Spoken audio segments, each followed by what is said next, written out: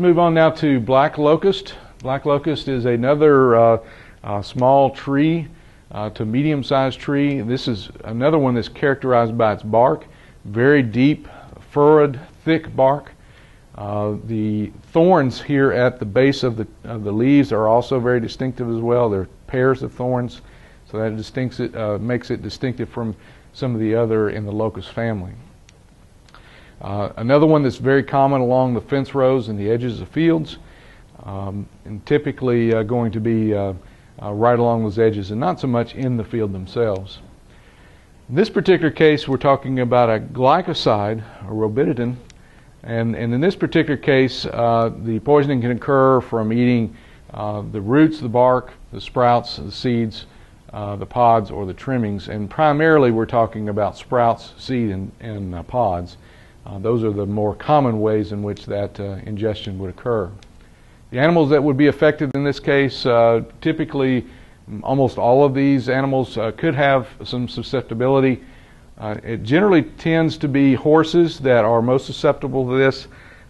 Cribbing on these trees is a real problem, and so that can be a mechanism by which the toxin gets in. Goats are not quite as susceptible, but I wouldn't take that with any kind of certainty. It may just be that there haven't been as many cases of those reported.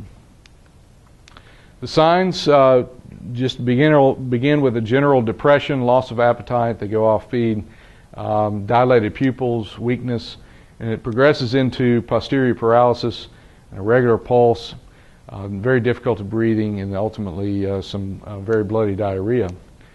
The treatment for this is to insert a stomach tube and to administer a laxative such as mineral oil or something to that effect that will help diminish the effect that it's having on the intestine. And then also there may be a need to administer cardiac stimulant through the veterinarian. Okay, next one is Brackenfern. This is probably one that has the most concern for me. I think we see this probably about as much as anything, except for some of the prussic acid and nitrate toxicity issues. Brackenfern is a very coarse perennial fern that gets about 3 feet tall. The older fronds will be very leathery and very characteristic triangular shape there. It's also rhizomatous, which is another distinctive feature for it. Very common in old fields, particularly at the edges of the field and going into the woods. And also particularly on relatively dry sites. We will generally see that. The toxicity in this particular one is an enzyme thiominase, which, as you might infer, inactivates thiamine, or vitamin B1. It also causes bone marrow to fail to produce new blood cells, new red blood cells. So that's a real challenge to the animal system. And basically all portions of the plant are toxic, whether it's green or whether it's dry. If it gets in the hay, it can also be toxic as well. Poisoning in this particular case is cumulative. It will build up.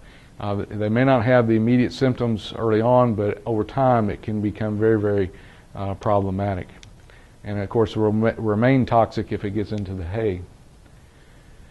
The animals that are affected by this, pretty much all of the forage-fed livestock are going to be affected. Horses, again, seem to be most susceptible. Goats, I would suspect, are also susceptible. We don't have a lot of clear data on that particular species. The signs of a problem, very quickly the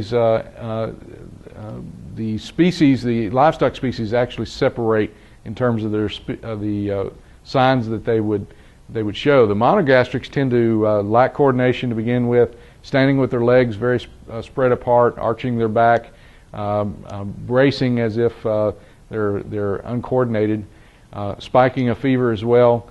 And then typically with horses in particular, they will begin to have these tendencies to head press against something, either a tree or on their board or the barn or whatever it might be, and begin to have spasms before they pass away. Cattle may exhibit two different stages. First is more of an obstruction in their breathing, a very difficult and loud breathing.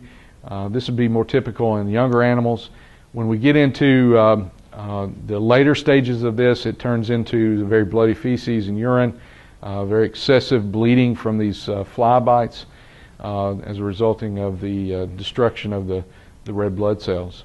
And the blood is just very slow to clot and very deficient in carrying oxygen as well. In sheep and goats, the small ruminants, they may actually show blindness due to degeneration of the retinal epithelial cells. Typically, the sheep and goats are going to tend to avoid the Brackenfern a little bit more. And this is one of those problems that really primarily shows up when you are not providing enough forage to these animals, that you're forcing them to eat this material.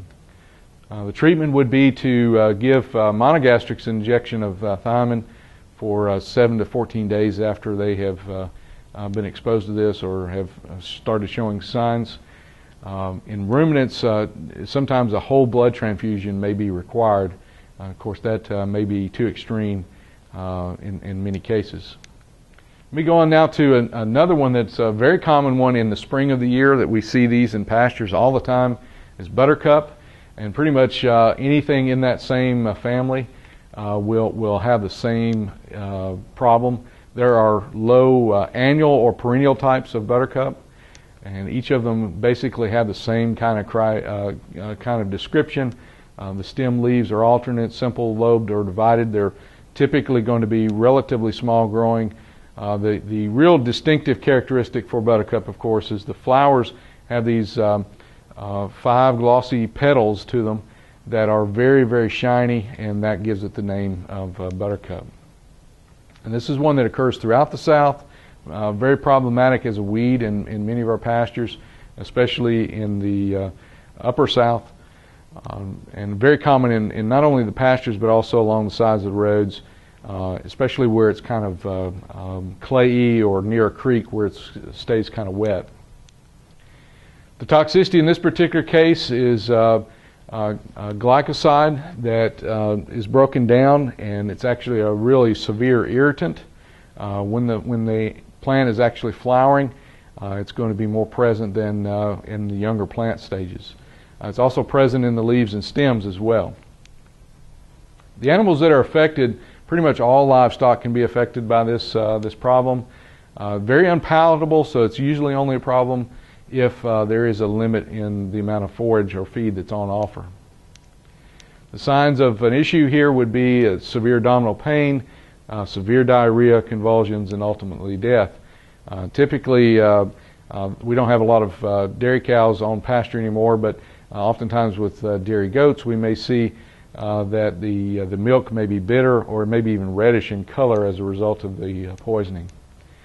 The key thing in treatment here would be obviously switch to a high quality forage and increase the amount of forage that's on offer, but also some GI protectants as well may be called for to assist recovery.